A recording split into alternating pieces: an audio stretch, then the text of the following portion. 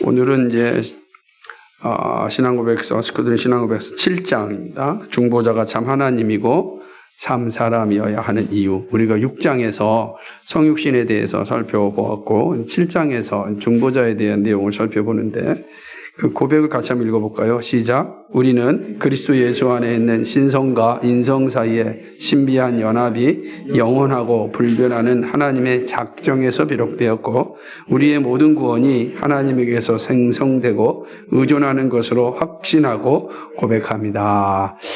이게 이제 오늘 7장인데 짧은 구절이기 때문에 또 하지만 깊은 내용을 담고 있는 내용입니다. 우선 우리에게 오신 예수 그리스도는 누구시냐? 구원 중보자이다 라고 하는 겁니다. 구원 중보자 예수 그리스도라고 하는 거죠. 중보자라고 하는 건 하나님과 우리 사이에 연결고리가 되신다는 거죠. 중보하신다는 거니까 우리가 하나님께로 갈 수 있고 또 하나님이 우리에게 말씀하실 때 우리에게 들려지는 그 중개자가 누구냐? 바로 예수 그리스도이다. 그래서 중보자죠. 그래서 중보기도라는 말은 사실은 그래서 합당하지 않는 용어가 됩니다. 왜냐하면 중보자는 오직 예수 그리스도이기 때문에 우리가 중보기도하는 게 아닙니다. 오직 예수 그리스도만 중보하죠. 그래서 우리는 도고기도, 도고라 이런 표현을 쓰는 거지 중보기도라 이런 표현을 쓰는 건 그 의미를 잘 기억하고 또 바르게 써야 된다 생각을 합니다. 이 예수 그리스도님은 구원 중보자이신데 그냥 중보자가 아니라 구원 중보자다라는 뜻입니다. 근데 이 구원 중보자 예수 그리스도는 약속된 중보자이시다. 창세기 3장 15절에 여자의 후손이 이 뱀의 후손을 이제 그의 머리를 짓밟고 우리로 하여금 구원을 베풀어 주신다는 것을 인간이 타락하자마자 주신 그 약속입니다. 그 여자의 후손이 누군가? 바로 예수 그리스도인데 그분은 누군가? 구원 중보자로서 우리에게 오셨다라고 하는 것이죠. 그런데 이 구원 중보자이신 예수님은 오직 유일하신 분입니다. 그러니까 그래서 독생자라고 하는 겁니다. 왜 독생자라고 할까? 한 분밖에 없기 때문에 독생자입니다. 하나님과 우리 사이를 중보하실 분은 예수 그리스도 한 분이십니다. 유일한 중보자이시죠. 하나님이 세상을 이처럼 사랑하사 독생자를 주셨으니 누구든지 저를 믿는 자마다 멸망치 않고 영광을 얻죠. 영생을 얻는죠. 그러니까 이때 독생자가 예수님은 독생자 유일한 중보자이시다. 그러므로 내가 중보자다 아니다 내가 중보자다 하고 말하는 모든 소리는 다 헛된 소리다. 그죠? 그런 소리에 귀를 기울인 것 자체가 허망한 일이 됩니다. 그러니까 오직 중보자는 예수 그리스도입니다. 그 누구도 우리의 중보자 될 수 없습니다. 그렇기 때문에 중보기도라는 말이 조심해야 되는 거예요. 이 말 때문에 이 각종 이단들이 자신을 중보자라고 이야기하죠. 내가 당신을 왜 중보해 줄 테니까 이렇게 표현하는 것 자체가 다 거짓된 겁니다. 그죠? 예수 그리스도가 유일한 중보자예요. 사람은 중보자가 될 수 없습니다. 그래서 사람은 중보기도를 할 수가 없는 거예요. 왜냐하면 예수님만이 유일한 중보자이기 때문입니다. 그래서 신학적으로나 성경적으로는 오직 중보자는 예수 그리스도입니다. 그래서 우리가 표현할 때도 제가 여러분을 위해서 기도하겠습니다. 도구하겠습니다. 맞지만 중보하겠습니다. 이게 맞지 않습니다. 근데 한국교회에 이 중보기도, 중보 찬양, 이런 이상한 게 들어와서 혼돈시키고 있고 혼란시키고 있습니다. 그 의미는 자신이 중보자라는 것이 아님을 알고 있어요. 다들 인식을 해요. 그런데 그 용어가 자칫하면 우리를 집어삼킬 수 있습니다. 그래서 우리가 중보했기 때문에 마치 어떤 열매가 일어난 것처럼 일어납니다. 그래서 선교지에 있는 선교사님께서 우리가 중보기도 했더니 놀라운 역사가 일어났다. 이거 이제 매우 조심해야 돼. 중보기도 했더니 역사가 일어났다. 우리가 하나님께 요청했더니 하나님께서 이루셨다. 예수 그리스도가 없어요. 우리가 예수 그리스도가 되는 거예요. 그러니까 그러면 유일하신 독생자, 중보자이신 예수님은 사라지게 되는 겁니다. 그래서 우리는 중보기도라고 하는 것도 쓰지 않는 게 가장 좋습니다. 쓴다고 할지라도 반드시 예수 그리스도를 드러내야 된다는 것이죠. 그런데 이 중보자가 참 하나님과 사람이어야 하는 이유가 어디 있을까요? 그냥 참 하나님이고 참 사람이죠.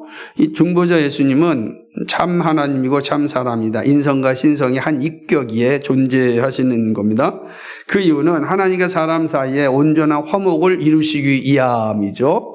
그러니까 신성을 가진 하나님, 인성을 가진 인간, 이 하나님과 이 인간을 온전히 화목을 이루려면 예수님께서 신성을 가져서 하나님과 온전한 관계를 가져야 됩니다.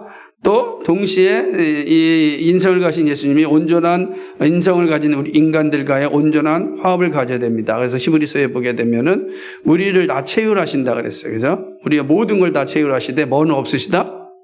죄는 없으시다 그랬습니다. 그러니까 죄는 없지만 우리의 모든 것을 다 알고 계시는 분입니다. 그러니까 우리의 모든 걸 하나님께 가져갈 수 있죠. 그래서 하나님과 우리 사이에 온전한 화목을 이루시기 위하여 신성과 인성으로 우리 가운데 오셔야 되는 것입니다. 뿐만 아니라 왜 하나님께 신성과 필요하냐라고 할 때 그 하나님의 공의를 온전히 만족시켜줘야 되는데 하나님이 거룩한 분입니다. 거룩하신 하나님의 공의를 만족하려면 거룩하신 하나님이 하나님께서 정하신 이 죄사함의 요건을 감당해야 되는데 사람은 죄인이기 때문에 거룩하신 하나님이 정하신 요건을 감당할 수가 없습니다. 하나님이신 예수님께서 하나님의 거룩한 조건을 다 만족하셨기 때문에 그러므로 우리의 구원을 이루실 수가 있는 겁니다. 그래서 하나님의 공의를 만족할 수 있는 존재는 오직 예수 그리스도 한 분밖에 없죠. 뿐만 아니라 사람의 구원 언약을 다 완성하시기 위함이 되는데 인간의 모든 죄를 다 짊어지시고 죽으셔야만 하는 겁니다. 근데 죄인이 죄인의 짐을 짊어지는 건 의미가 없잖아요. 그래서 내가 죄인인데 죄인의 짐을 짊어진 건 또 하나의 죄를 짊어지는 건데 그건 온전한 제물이 되지 못하잖아요. 그러니까 하나님이 온전한 제물이 되려면 하나님 앞에 죄가 없어야 되는데 예수님께서 사람의 몸으로 죄인의 몸으로 오셨다고 한다면 내 죄에 인류의 죄를 하나 더 없는 것밖에 안 됩니다. 그런 거 하나님의 공의를 만족할 수 없고 구원을 우리의 모든 죄를 다 짊어질 수가 없는 거죠. 그런데 죄 없으신 하나님께서 우리의 모든 죄를 다 짊어지셨죠. 전가하셨죠. 다 죄를 짊어지시고 그리고 하나님 앞에서 제물이 돼서 죽으셨습니다.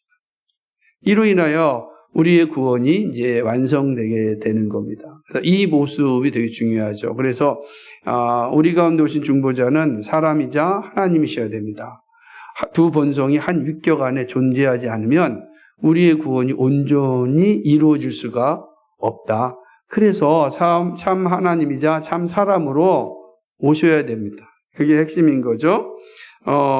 하이델베르 요리문답 17문 한번 읽어볼까요? 시작. 하나님의 은은 죄 지은 인간의 죄값 치르기를 요구하나 누구든지 죄인인 사람으로서는 다른 사람에 의해 값을 치를 수 없기 때문입니다.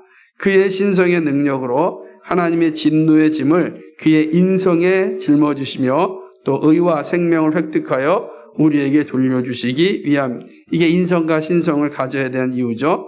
신성의 능력으로 하나님의 진노의 짐을 그의 인성에 짊어지시고, 그죠?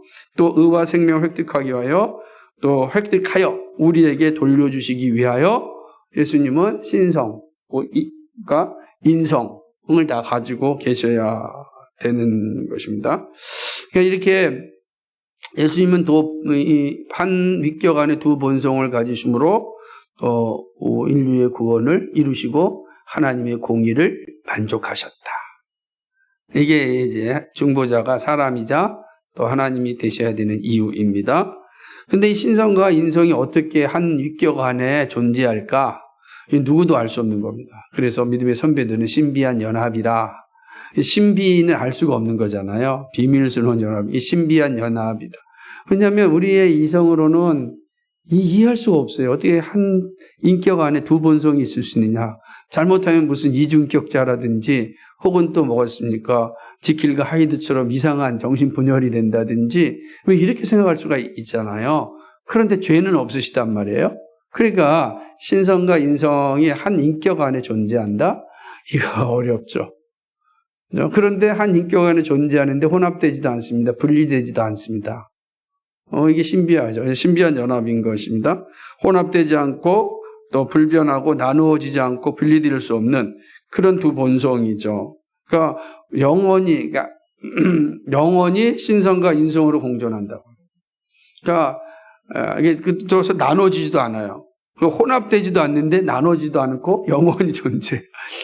그러니까 이게 믿음의 선배들이 이제 갈케돈 신앙 고백서에서 이 분명한 신앙 고백할 수밖에 없는 거죠. 이건 그래서 신비한 연합일 뿐이지 우리가 이해할 수 없지만 그러나 이 신비한 연합으로 예수님 안에는 신성과 인성이 공존하십니다. 이렇게 고백하는 거죠. 그래서 이 신성과 인성에 대한 고백을 하지 아니하면 이단이 될 수밖에 없는데 그 이유는 우리의 구원의 문제가 생기기 때문이죠. 그러면 예수님 안에는 이 신비한 연합이 있다. 신성은 영원하고 편지합니다. 그러니까 예수님의 신성은 영원하고 편지한다. 편지한다는 어디나 있다는 거예요. 시공간을 초월해서 어디나 계시는 겁니다.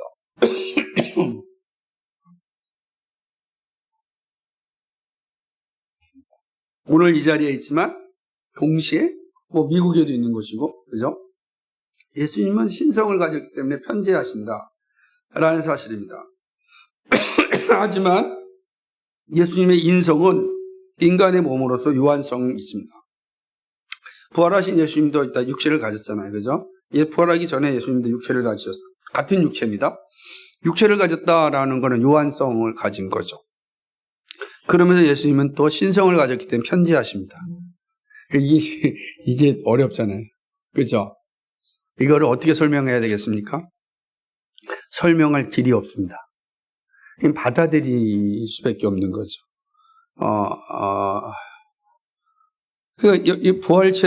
부활하신 예수님께서 제자들이 있는 곳에 들어왔을 때 평강이 있을지어다라고 말씀할 때 그 몸은 도마가 만졌던, 그죠? 그 똑같은 육체예요. 그죠? 허리에 창자국이 있고 손에 못자국이 있는 그 몸이에요. 그런데 시공간을 초월해서 오신단 말이에요. 그 모습 똑같은 몸이지만 그러나 신성을 가지신 예수님. 그러니까 예수님은 인성에 있어서는 유한하지만 신성에 있어서는 영원하고 편재하신다라고 하는 것입니다. 그렇게 이것이 신비한 거죠. 신비한 연합으로 예수님은 중보자로서 우리 가운데 계신다라고 하는 거죠. 근데 왜 신성과 인성의 이 신비한 연합이 필요했는가? 그건 창세전에 이루신 구원 협약 때문입니다. 그러니까 창세전에 삼위 하나님께서 인류의 구원을 위하여서 협약을 하셨습니다. 인류의 구원을 위해서는 그러니까 성자 하나님이 성육신하여서 사람의 몸을 입고 그리고 인류를 위하여 구원하지만 여전히 신성을 가지신 분으로서 인성을 덧입어서 그리고 그 인성과 혼합되지 않고 분리되지 않으면서도 불변한 그런 자세로 인류를 구원하자. 이게 창세전에 이루어진 구원 협약이고 구원 작정인 것입니다. 그러니까 언제 이루어진? 이미 창세전에. 그래서 오늘 여기 보게 되면 에베소서 1장 4절에 보게 되면 그 창세전에 그리스도 안에서 우리를 택하사 창세전에 우리를 택하셨습니다. 그러니까 창세전이라는 것은 이 우주가 존재하기 전에 하나님께서 이미 구원 삼위 하나님 간의 협약을 통해서 선택하신 것입니다. 5절에 보니까 그 기쁘신 뜻대로를 예정하사 어떻게 예정하셨습니까? 예수 그리스도로 말미암아 자기의 아들들이 되게 하셨습니다. 그러니까 이미 창세전에 예수 그리스도는 누구예요? 성육신하신 분이란 말이에요. 성자 하나님이 사람의 몸을 입고 오신 분이 누굽니까? 예수 그리스도예요. 이해가 되세요? 그러니까 성자 하나님이 사람의 몸을 입고 우리 가운데 오신 분인데 그분이 누구냐? 그분이 예수 그리스도란 말이에요. 그런데 창세전에 사람의 몸을 입고 이 땅에 오실 그 예수 그리스도를 통하여 우리를 자녀로 삼으시기로 협약하셨다고요. 그게 창세 에베소의 내용이에요. 그러니까 우리의 구원은 언제 이루어졌느냐? 창세 전에 이미 삼위 하나님 간의 협약을 통해서 이루어진 거죠. 그래서 어떤 분이 이걸 구속 언약이라, 근데 이제 언약이라기보다는 더 저는 구원 협약이라, 협약이 더 합당한 표현인 것 같습니다. 그래서 구원 협약을 통해서 인류가 그리스도를 말미암아 구원받기로 작정되었다는 것입니다. 그러니까 우리를 구원하시기 위해는 누가 오셔야 되죠? 예수 그리스도가 오셔야 돼요. 누가? 성자 하나님이 사람을 몸을 입을 때 오셔야 돼요. 근데 그 오신 예수 그리스도는 뭐가 없어야 돼요? 죄가 없어야 돼요. 죄가 없는 사람은 누굽니까? 오직 신성만 죄가 없잖아요. 하나님의 죄가 없는 거예요. 그러니까 오실 예수 그리스도는 사람으로 오셨는데 죄가 없어야 돼요. 이거를 어떻게 감당할 수 있겠습니까? 그러니까 이 에베소서 말씀을 보면서 고백하는 건 오실 예수 그리스도는 한 인격 안에 신성과 인성이 공존하시는데 혼합되지 않고 분리되지 않고 불변하면서 영원히 계십니다. 이게 우리가 고백하는 거죠. 또 제가 말씀드리지만 너무 어렵죠. 여기까지 설명을 제가 할 수 있지만 그것이 어떻게 이루어지는지는 모르는 거죠. 신비한 연합이 이미 창세전에 하나님 안에 이루어졌다. 우리가 언제 이걸 알 수 있을까요? 어떤 분은 하나님 나라에 가면 알 수 있을 것이다 라고 생각합니다. 근데 저는 하나님 나라에 가서도 이 신비한 연합을 알 수 있을까 생각을 해봅니다. 여전히 우리는 천국 가서도 피조물인데 우리가 이 삼위 하나님 간에 이루어진 신비한 연합을 알 수 있을까? 다만 그때 확실히 믿을 겁니다. 라고 믿겠지만 또 모르죠. 어떤 일이 벌어질지 모르겠지만 성경이 우리에게 이 사실을 분명히 가르쳐주고 있다라고 하는 것입니다. 이럴 때 인류의 구원은 하나님의 계획에 의존합니다. 사람의 뜻으로 이루어지는 게 아니에요. 사람의 주도성은 없어요. 인간의 구원을 위해서 사람의 주도성은 존재하지 않아요. 내가 구원을 이루겠다, 내가 구원을 위해서 어떤 일을 하겠다, 이게 존재하지 않습니다. 왜냐하면 이미 우리는 타락했기 때문에, 그리고 우리의 구원은 창세 전에 작정되었기 때문에 사람이 할 수 있는 영역은 없는 거죠. 구원의 주도성은 우리에게 없어요. 그러니까 우리의 주도성은 어디 있습니까? 구원받은 자로서의 주도성이 있는 거예요. 또는 구원받지 않은 사람은 어떻습니까? 하나님을 대적하는 자로서의 주도성이 있을 뿐이에요.